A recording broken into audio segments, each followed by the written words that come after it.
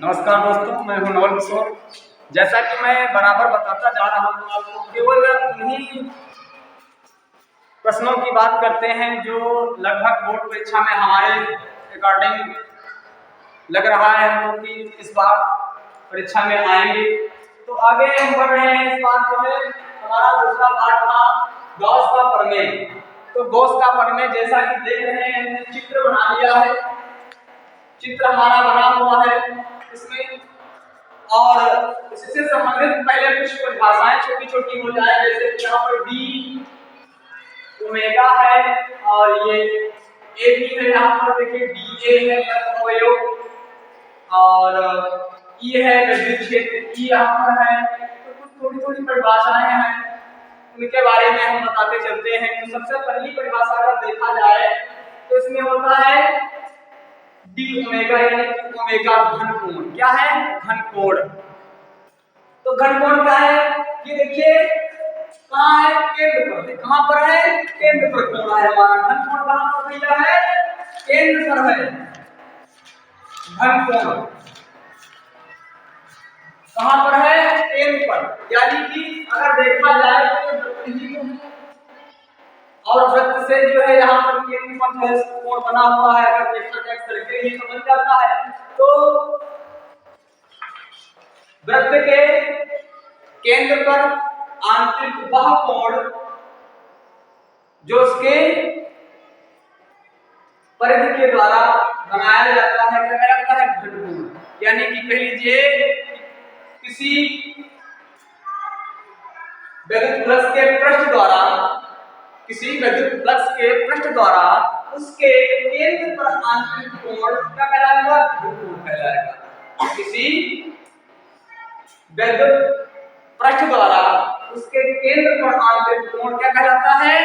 घन कोण कहलाता है। तो केंद्र पर आंतरिक क्या था? घन कोण था। यानी कि इसको क्या लिखा था हमने? डी ओमेगा था।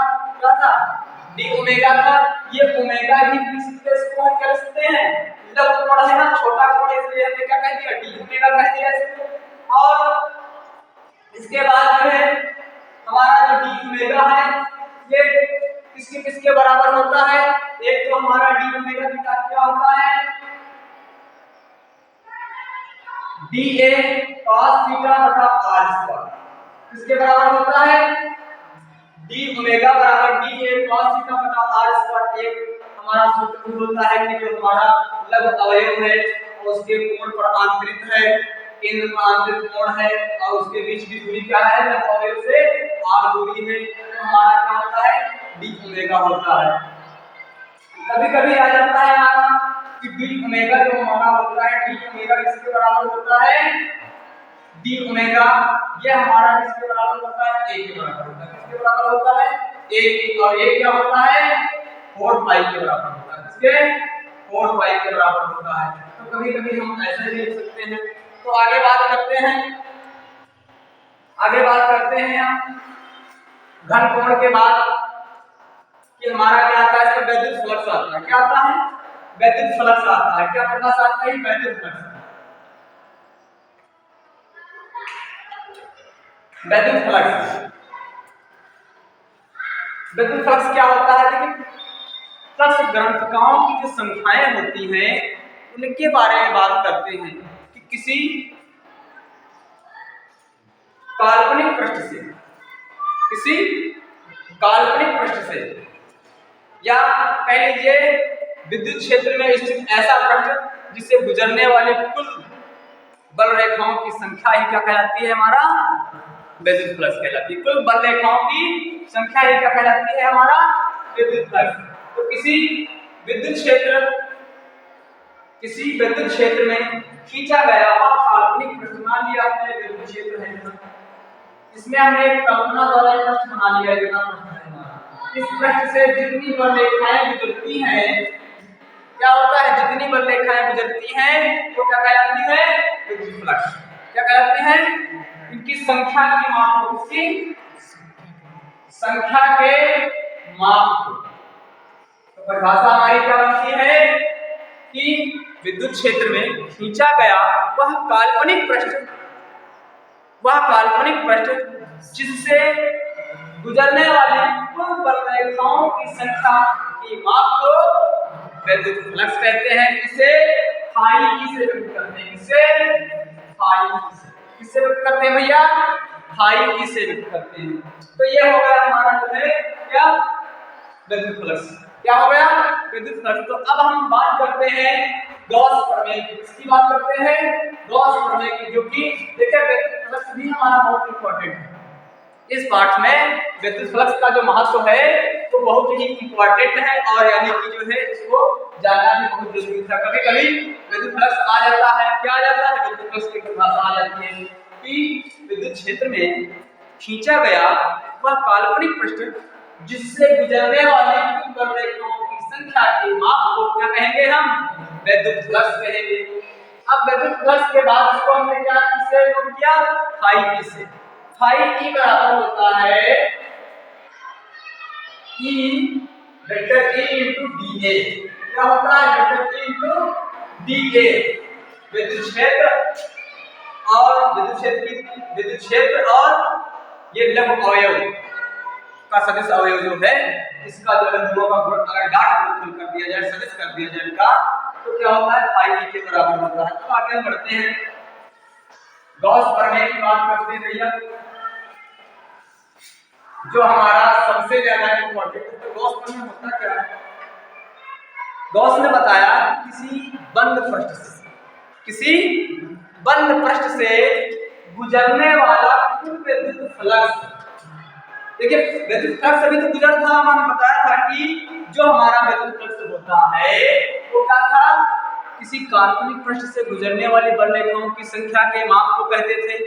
तो वही तो हमारा काल्पनिक संख्या की माप जो थी, जो है बलरेखाओं की, वही तो विद्युत फ्लक्स था। वो विद्युत फ्लक्स अब हम क्या करते हैं? गुजार देते हैं यहाँ से। क्या करते हैं? गुजार देते हैं। और कैसे गुजारते हैं? बंद पृष्ठ है। क्या है? बंद पृष्ठ से। यानी कि किसी बंद पृष्ठ से गुजरने वाला कुल विद्युत फ्लक्स पृष्ठ द्वारा घिरे कुल आवेश का, पृष्ठ द्वारा घिरे कुल आवेश का 1/एप्सिलॉन नॉट गुना होता है। क्या होता है? 1/एप्सिलॉन नॉट गुना होता है गुजरने वाला कुल विद्युत फ्लक्स। तो मान लिया हमने, क्या कह दिया कि मान लिया हमने कि बंद पृष्ठ क्या है? बंद पृष्ठ से गुजरने वाला विद्युत फ्लक्स कितना है? हमने फाई ई मान लिया। कितना मान लिया? फाई ई, गुजरने वाला विद्युत फ्लक्स वाला विद्युत फ्लक्स, गुजरने वाला विद्युत फ्लक्स भैया कितना है? फाई ई हमने मान लिया। और हमारा कुल आवेश कितना है? इसका कुल मान लिया हमने।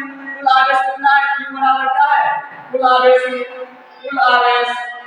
तो परिभाषा से जो हमारा नियम बताया कूलॉम में, तो क्या होता है कि कुल आवेश का जो ये होता है एप्सिलॉन नॉट गुना ये क्या होता है?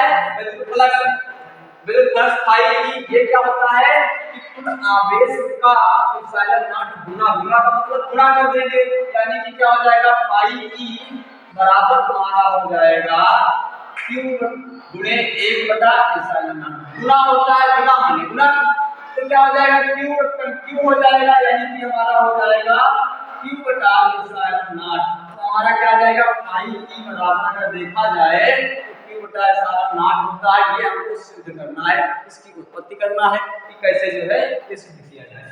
तो आगे बात करते हैं सिद्ध करने की।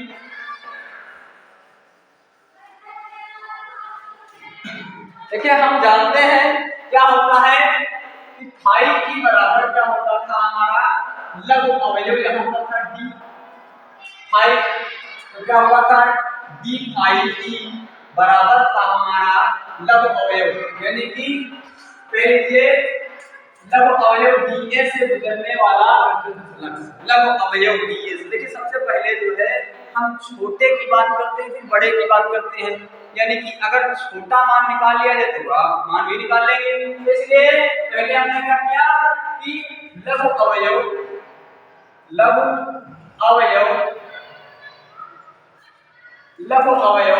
डी ए से गुजरने वाला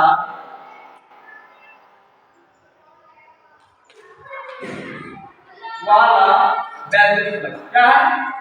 वैद्युत फ्लक्स। वैद्युत फ्लक्स गुजरने वाला फ्लक्स क्या हो जाएगा हमारा? डी फाई ई बराबर क्या होता भैया है हमारा E vector E into D A vector. यही तो होता है। अब हमने क्या किया कि जो हमारा डी था तो इसको तो वैसे सेम का सेम डी फाई ई हमने रख दिया। उसके बाद हमको एक सूत्र पता होता है वेक्टर जैसे में vector A into vector B बराबर ए बी cos थीटा। क्या होता है भैया? cos theta. ये सूत्र होता है हमारा। क्या होता है? सूत्र होता है हमारा। तो उसी सूत्र से हम इसको लगा देते हैं। क्या हो जाएगा? E D A cos theta. क्या हो जाएगा? E D A cos theta. क्या हो जाएगा? cos theta. अब हमने पहले जो है क्या किया था? ई का मान निकाल लिया था। कहां से? पार्ट 1 में हमने विद्युत क्षेत्र की तीव्रता निकाली थी। तीव्रता भैया कैसे निकाला था हमने? ई बराबर क्या हुआ करता था हमारा? ई बराबर 1/4 पाई एप्सिलॉन नॉट गुणे q बटा r स्क्वायर। यही तो हुआ करता था हमारा ई बराबर। तो ई का मान हम उठा करके यहां से इसमें रख देते हैं। क्या था हमारा? डी आई ई बराबर 1/4 पाई एप्सिलॉन नॉट गुणे q बटा r स्क्वायर। और ये हुआ हमारा डी ए cos थीटा। अगर हम इस r स्क्वायर को यहां न लिख करके इसके नीचे में लिख दें तो कोई दिक्कत तो है नहीं हमको। तो हमने क्या किया? सुधांशु लिख दिया इसको यहाँ पर, यहाँ से हटा दिया। तो क्या हो जाएगा? यहाँ पर मान लिया एक लिख दिया। क्या तो क्या हो जाएगा? ये हमारा इतना कितना होता है? किसके बराबर होता है भैया? अभी हमने बताया था कि ये क्या होता था? डी ओमेगा के बराबर हुआ करता था। किसके? हाँ, ये घन कोण था। तो क्या हो जाएगा? डी फाई ई बराबर 1/4 पाई एप्सिलॉन नॉट गुणे q। और ये हो जाएगा हमारा डी ओमेगा। क्या हो जाएगा? D omega. क्योंकि इधर जो है हमारा डी ओमेगा बराबर डी ए cos थीटा बटा r स्क्वायर। इतना हुआ करता था। हमने भी बताया कि घन कोण क्या था तुम्हारा? लघु अवयव और कोण की जो है त्रिज्या और r दूरी के जो है वर्ग के अनुपात के बराबर होता है। तो अब हमने जो है मान रख दिया। क्या मान रख दिया? इतने का मान रख दिया। डी ए cos थीटा बटा r स्क्वायर का मान हमने डी ओमेगा रख लिया। अब हम करते क्या है कि गुजरने वाला हमने तो इतना निकाला करना है इस लघु अवयव से। इस लघु अवयव से। अब ऐसे अगर देखा जाए तो बहुत सारे इसमें बहुत सारे अवयव हैं। बहुत सारे अवयव कितने हैं? बहुत सारे अवयव हैं। यानी कि पूरा क्षेत्रफल कितना है? a। कितना है? a। कितना क्षेत्रफल है? a क्षेत्रफल है। कुल टोटल कितना क्षेत्रफल है? a। यानी कि कुल a क्षेत्रफल से हम निकालना चाह रहे हैं। तो हमारा क्या हो जाएगा? क्या? संपूर्ण गॉसियन पृष्ठ से गुजरने वाला कुल विद्युत। क्या? संपूर्ण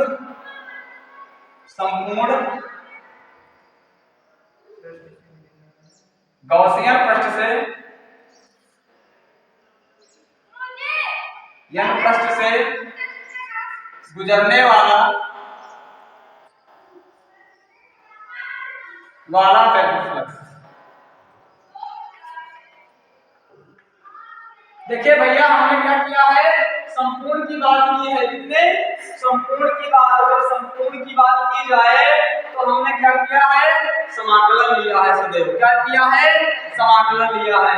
तो हमने क्या किया इसमें जो है समाकलन ले लिया। समाकलन का चिन्ह ये होता है बेटा डी फाई ई बराबर। देखिए समाकलन केवल उन्हीं के साथ लिया जाता है जो क्या हो हमारे डी के साथ में। यही तो बताया था अगले सबने कि डी के साथ हो। तो बेटा हमने समाकलन से ये तो हमारा जो है अलग हो जाएगा। क्या हो जाएगा? अलग हो जाएगा। 1/4 पाई एप्सिलॉन नॉट और इनटू q समाकलन डी ओमेगा, और ये डी ओमेगा किसके बराबर है? किसके बराबर है डी ओमेगा?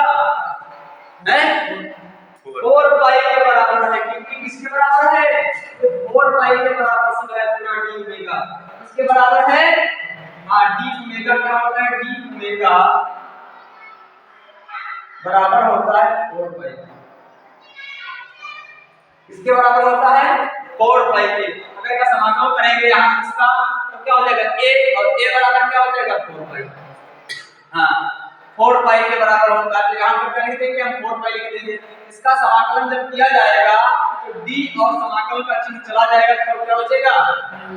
हाँ, d बचेगा। क्या बचेगा? पाई e बराबर 1/4 पाई एप्सिलॉन नॉट गुणे q गुणे 4 पाई। क्या हो जाएगा? 4 पाई। ठीक, यहाँ पर हमने इसको चूक करके लिख देते हैं। यहाँ पर ये तो क्या हुआ? 4 पाई और 4 पाई कटा, क्या बचेगा भैया? पाई e बराबर q बटा एप्सिलॉन नॉट, जो कि हमने क्या किया था? याद करना था हमको कि जो हमारा गुजरने वाला विद्युत फ्लक्स है इसके आवेश के और एप्सिलॉन नॉट के अनुपात के बराबर होता है, यानी कि 1/एप्सिलॉन नॉट के गुना होता है गुजरने वाला विद्युत फ्लक्स। तो इस तरीके से गॉस का प्रमेय हमने बहुत सरलता से जो है निकाल लिया। यहाँ पर कुछ नहीं है, हमारा विद्युत क्षेत्र की तीव्रता E हमने मानी थी, ये इनके बीच का कोण क्या था? थीटा कोण था, और d a वेक्टर था। ये यहाँ पर d a लघु अवयव है, ये ऐसे अवयव यहाँ पर बहुत सारे बनते जाएंगे, ये संपूर्ण a हो जाएगा इसका क्षेत्र, और a बराबर हमने 4 पाई मान लिया है यहाँ पर। उसके बाद जो है हमने p पर निकालना है। क्या निकालना है? p पर हमको निकालना क्या है? विद्युत फ्लक्स। बिंदु p पर गुजरने वाला विद्युत फ्लक्स निकाल दिया। तो ये r यहाँ से आगे हुई थी और q था इसका आवेश। इस प्रकार से आप अगर चाहे तो इसका स्क्रीनशॉट भी ले सकते हैं।